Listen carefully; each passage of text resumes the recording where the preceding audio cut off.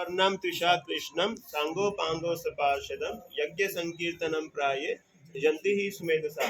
कृष्ण वर्णम त्रिषा, एक कृष्ण आएंगे उनका, लेकिन कलर कृष्णा के जैसा नहीं होगा। कृष्ण वर्णम त्रिषा, कृष्णम, लेकिन होंगे कौन? कृष्णा होंगे। सांगो पांगो से पार्षद, अपने पार्षदों के साथ में आएंगे, जैसे रूप गोस्वामी, सनातन गोस्वामी, नरोत्तम दास ठाकुर, लोकनाथ स्वामी, बहुत सारे पार्षदों के साथ में आएंगे। और वो क्या करेंगे? यज्ञ संकीर्तनम प्राय, वो संकीर्तन यज्ञ को इनॉग्रेट करेंगे, उसका आयोजन करेंगे संकीर्तन यज्ञ का। वो क्या है संकीर्तन यज्ञ? हरे कृष्णा हरे कृष्णा कृष्णा कृष्णा हरे हरे हरे राम राम राम हरे हरे। यज्ञ का असली अर्थ क्या होता है? यज्ञ का कोई ऐसा अर्थ नहीं है कि सिर्फ आहुति डालना ही वो यज्ञ है। यज्ञ का क्या अर्थ होता है? हर वो कार्य जो भगवान की प्रसन्नता के लिए किया जाता है, वो हर कार्य क्या है? यज्ञ है। तो इस कलयुग के अंदर संकीर्तन यज्ञ का महत्व बताया गया है। जैसे सुखदेव गोस्वामी दीक्षित महाराज को बताते हैं, कलेर दोष निधे राजन अस्ति हो एक महान गुना कीर्तना देव कृष्णस्य मुक्त संगा परम भजे। कि ये जो, और राजा, ये जो कलयुग है ये क्या है? दोषों का सागर है। हर छोटी छोटी बात पे झगड़े हैं, हर छोटी छोटी बात पे मानसिक क्लेश है ना। ये क्या है? दोषों का सागर है। कलेर दोष निधे राजन अस्ति हो एक महान गुना, परंतु इसमें एक बहुत महान गुण है जो कि दूसरे युगों में नहीं है। वो क्या है महान गुण? कीर्तना देव कृष्णस्या, कृष्ण भगवान का कीर्तन करने मात्र से क्या हो जाता है? मुक्त संगा परम ब्रजेत। जो आध्यात्मिक जीवन में जो सबसे ऊपर की गति है वो क्या है? कृष्ण प्रेम को प्राप्त करना। वो प्राप्त कर सकते हो आप कैसे? केवल कृष्ण का नाम लेने मात्र से, है ना।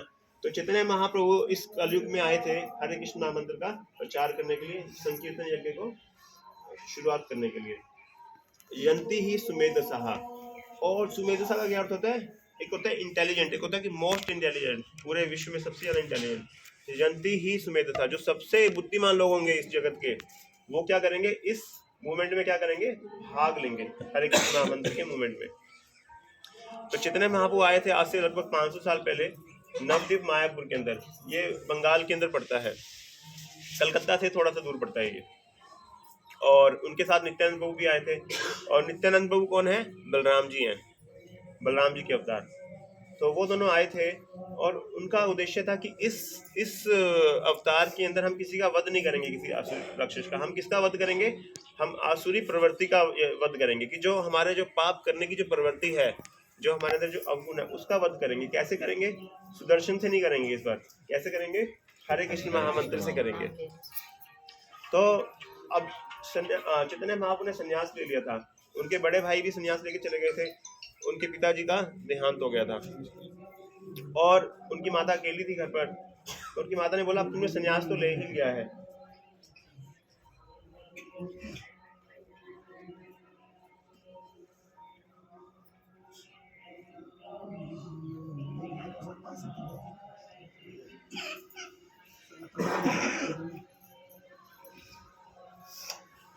अभी वो के अंदर आ गए हैं। और तो चैतन्य महाप्रभु की माता ने बोला कि अब तुमने संन्यास तो ले ही लिया है, कम से कम वृंदावन मत जाना, जगन्नाथपुरी में रहना, क्योंकि जगन्नाथपुरी मायापुर से पास पड़ता है। कम से कम मुझे तुम्हारी खबर तो रहेगी, है ना। कम से कम मैं तुम्हारे बारे में पता करते रहूंगी। लेकिन वृंदावन चले जाओगे तो फिर मुझे कौन बताएगा तुम्हारे बारे में। अब संन्यास ले लिया, घर तो वापस आ नहीं सकते, लेकिन कम से कम मेरे से ज़्यादा दूर मत जाना। तो चैतन्य महाप्रभु खुद वृंदावन आना चाहते थे, बट वो वृंदावन नहीं आ पाए, क्योंकि उन्होंने अपनी माता को वचन दिया था कि मैं वृंदावन नहीं जाऊँगा। उसके बाद फिर क्या हुआ? तो चैतन्य महाप्रभु ने अपने शिष्यों को भेजना शुरू किया वृंदावन में, जैसे कि रूप गोस्वामी को भेजा, सनातन गोस्वामी को, लोकनाथ स्वामी को। लोकनाथ स्वामी के बारे में हम अगले मंदिर में चर्चा करेंगे, वो कौन थे। तो रूप गोस्वामी को भेजा था वृंदावन में। तो फोन प्ले ऑफ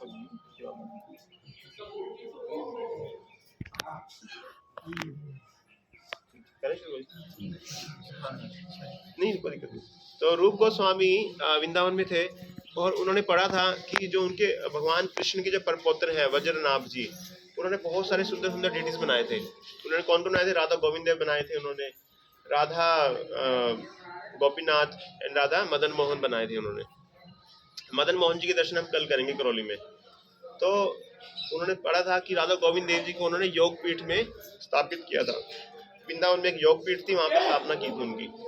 तो अब क्योंकि सभी लीला स्थलियाँ लुप्त हो चुकी थी, तो चैतन्य महाप्रभु ने रूप गोस्वामी, सनातन गोस्वामी को भेजा था उन लीला स्थलियों को पुनर्जीवन करने के लिए, कि दोबारा से उनको ढूंढो और वहाँ पर मंदिर बनाओ। रूप गोस्वामी ढूंढ रहे थे कि कहाँ राधा गोविंद देव जी मिलेंगे, कहाँ पर है वो योग पीठ। तो काफ़ी मास महीनों के बाद में प्रयास करने के बाद भी उनको वो योग पीठ की जगह नहीं मिल रही थी।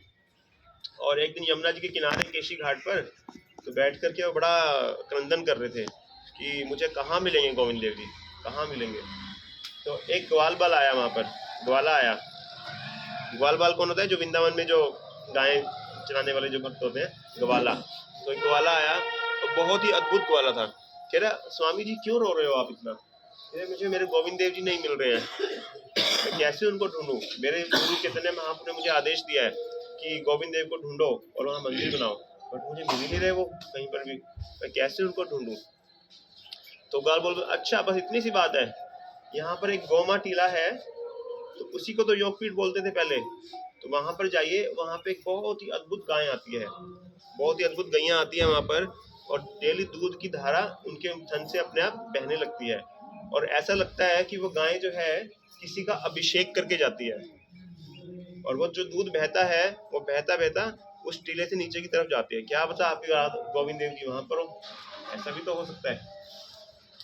तो वो ग्वाल बाल जो है ऐसा बोल करके जो है एकदम से डिसअपियर हो जाते हैं, यानी कि अप्रकट हो जाते हैं। और रूप गोस्वामी समझ जाते हैं कि ये ग्वाला कौन था, ये तो हमारा कान्हा था, कृष्णा था, जो आया था मुझे बताने के लिए।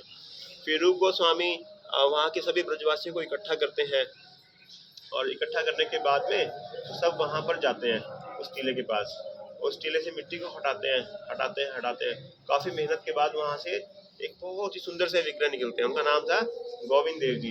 श्री श्री गोविंद देव की जय। तो फिर जो है वहाँ पर एक मंदिर की स्थापना की जाती है, बहुत ही सुंदर मंदिर बनाया जाता है वहाँ पर। और इसी तरह से राधा मदन मोहन जी भी जो है वो सनातन गोस्वामी को मिले थे, वो हम कल डिस्कस करेंगे सनातन गोस्वामी के बारे में। जिस मंदिर में जाएंगे उसी मंदिर के बारे में हम करेंगे। और तो एक उड़ीसा के राजा थे प्रताप रुद्र, तो उनके पुत्र थे, उन्होंने देखा कि गोविंद देव जी तो अकेले हैं, राधा रानी तो इसमें है ही नहीं, तो मुझे क्या करना चाहिए, मैं मदन मोहन जी के लिए और गोविंद देव जी के लिए 2 राधा रानी बनाता हूँ और मैं वृंदावन में भेज देता हूँ। तो उन्होंने क्या किया, दोनों राधा रानियों को भेज दिया। लेकिन हुआ क्या, जब वृंदावन पहुँचे, दोनों राधा रानी वृंदावन पहुँची, तो क्या हुआ, तो मदन मोहन जी के जो विग्रह, जो वरिष्ठ पुजारी थे, उनके सपने में आए, राधा रानी आई, बोले कि ये जो 2 विग्रह आए हैं ना, इसमें से एक राधा रानी है और एक ललिता है, तो दोनों को मुझे मदन मोहन जी के साथ में विराजमान कर दो। तो उन्होंने ऐसा बताया, तो ऐसा ही करना था, जब सपने में आकर राधा रानी खुद बोल करके गई है। अब राजा के जो पुत्र थे वो सोच रहे थे, लेकिन गोविंद देव जी तो अकेले रह गए, मदन मोहन जी को तो राधा रानी मिल गई, ललिता देवी मिल गई, लेकिन गोविंद देव जी तो अकेले रह गए अभी भी, तो उनके लिए मैं राधा रानी कहाँ से लेकर के आऊँ। तो फिर राधा रानी उनके स्वप्न में आती है राजा के पुत्र के, और बोलती है कि मैं उड़ीसा में ही एक जगह पर पूजी जाती हूँ, लोग मुझे लक्ष्मी समझते हैं, बट मैं हूँ कौन, राधा रानी हूँ, तो मुझे यहाँ से ले जाया जाए और गोविंद देव जी के साथ में विराजमान कर दिया जाए। तो फिर राजा जो है उन लक्ष्मी देवी को लेकर के वृंदावन में आते हैं और गोविंद देव जी के साथ में उनको विराजित कर देते हैं। और फिर रूप गोस्वामी, अब अगर शिष्य ने कुछ उपलब्धि प्राप्त कर ली है तो वो किसको बताएगा, अपने गुरु को बताएगा। तो रूप गोस्वामी ने पत्र लिखा चैतन्य महाप्रभु को। चैतन्य महाप्रभु कहाँ रहते थे, जगन्नाथपुरी में रहते थे, क्योंकि वो वृंदावन नहीं आ पाए थे अपनी माता को वचन देने की वजह से। तो रूप गोस्वामी ने पत्र लिखा कि हमें जो है गोविंद देव जी प्राप्त हो गए हैं और हमने मंदिर बना लिया है। तो चैतन्य महाप्रभु अपने एक शिष्य को भेजते हैं, काशीश्वर पंडित को। काशीश्वर पंडित को बोलते हैं कि आप जाओ और दर्शन करके आओ गोविंद देव जी के, देखो कैसा मंदिर है। तो बोलता है कि महाप्रभु मैं तो आपको नहीं छोड़ सकता, क्योंकि जो उनके पार्षद थे वो समझते थे, वो सब जानते थे कि ये कृष्णा है स्वयं चैतन्य महाप्रभु, मैं आपको छोड़ के कैसे जाऊँ, आपको छोड़ करके मैं नहीं जा सकता। तो चैतन्य महाप्रभु ने बोला ठीक है, मैं आपको एक विग्रह बना करके देता हूँ, इन विग्रह का नाम क्या रहेगा, गौर गोविंद, कि मैं भी हूँ उसमें। चैतन्य महाप्रभु का एक नाम था गौरांग, गौर बोलते हैं उनको, गौर हरि ना, ऐसे हरि जो गौरांग, जो पिघले हुए सोने के कलर के रूप में आए हैं, गौर हरि। तो उन्होंने नाम दिया गौर गोविंद, उस विग्रह को गौर गोविंद नाम दिया। तो बोले कि आप इन विग्रहों को ले जाओ, इनमें और मेरे में कोई अंतर नहीं है। तो बोले नहीं नहीं महाप्रभु, मैं आपको नहीं छोड़ सकता, मैं आपको नहीं छोड़ सकता। तो चैतन्य महाप्रभु बोलते हैं ठीक है, तुमको यकीन नहीं होता ना कि ये विग्रह है और मैं भगवान हूँ, तो ठीक है तुम कुछ भोजन लेकर के आओ। तो लेकर आते हैं, वो विग्रह भी बैठ जाते हैं और चैतन्य महाप्रभु भी बैठ जाते हैं और दोनों बैठ करके ग्रहण करते हैं कि अब तुमको यकीन हो गया कि ये मूर्ति नहीं है, ये मैं स्वयं खुद हूँ मैं। तो फिर उसके बाद में उनको यकीन हो जाता है कि हाँ अब मैं इन विग्रहों को लेकर जाऊंगा वृंदावन में। और फिर जो है काशीश्वर पंडित जो है गौर गोविंद को लेकर के आते हैं और गोविंद देव जी के साथ में विराजमान कर देते हैं। वो दर्शन आपको यहाँ नहीं मिलेंगे, वो दर्शन वृंदावन में है गौर गोविंद जी के। और तो फिर इस तरह से गोविंद देव जी का मंदिर कंप्लीट हुआ। फिर बाद में कुछ समय के बाद जब रूप गोस्वामी चले गए इस धरातल से, तो उस समय पर जो है औरंगजेब नाम का एक राजा था, तो वो आगरा में रहता था। तो बताते हैं कि गोविंद देव जी का मंदिर बहुत ही बड़ा था, मतलब उसकी चोटी से जो दीप जलता था उसकी लाइट आगरा तक दिखती थी।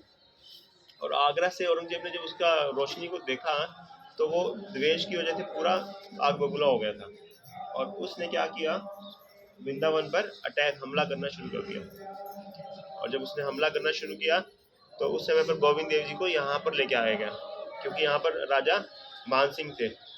तो उनके देख रेख में जो है राजा ने भगवान के लिए एक सुंदर सा महल बनाया और यहाँ पर गोविंद देव जी को स्थापना की। और इस तरह से मदन मोहन जी को लेके आया गया, राधा दामोदर को, राधा विनोदी लाल को, जितने भी विग्रह हैं हमारे यहाँ के वो सब वृंदावन से लेकर आए गए। इसलिए जयपुर का एक नाम है, कौन जानता है जयपुर का एक दूसरा नाम क्या है? हमारे वैष्णव जन में हम बोलते हैं जयपुर को बोलते हैं गुप्त वृंदावन, कि एक गुप्त वृंदावन है, छिपा हुआ वृंदावन है। क्योंकि वृंदावन के जितने भी मूल विग्रह हैं वो सब कहाँ हैं? आज जयपुर में है ना, इसलिए इसको गुप्त वृंदावन बोला जाता है। तो श्री श्री राधा गोविंद देव की आता आपल्याला